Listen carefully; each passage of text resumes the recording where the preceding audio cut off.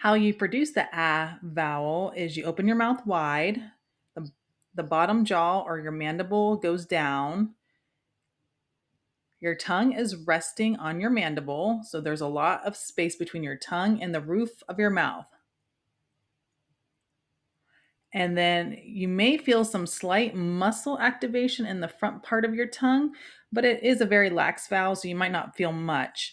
But just that big open jaw dropping vowel, ah. And you'll feel a little bit towards the front, ah, ah. Very, very relaxed and loose there. And if this vowel has an N, M, or ing sound that follows it, so one of the nasal sounds, your mouth will be a little bit more closed and your soft palate's going to drop. So you'll have less space between your tongue and the roof of your mouth.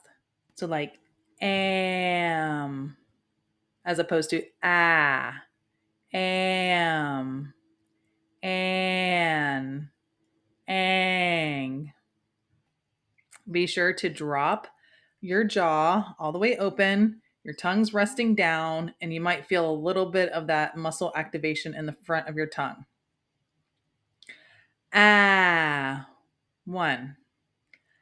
Ah, 2. Ah, 3.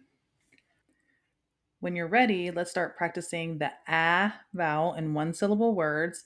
Make sure that you open your jaw nice and wide, your tongue is laying down flat, and you might feel a little bit of activation in the front part of your tongue, and you want the vowel to be a little bit longer and wavier than maybe what you're used to doing. I'm going to go right down the columns, so I will say the word and practice after me. Cat, hat, cab, bag, stack, track, black, snack, bad, cash, mad, staff, gap, map, flat, chat, glad,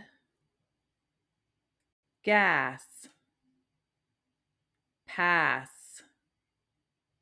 have.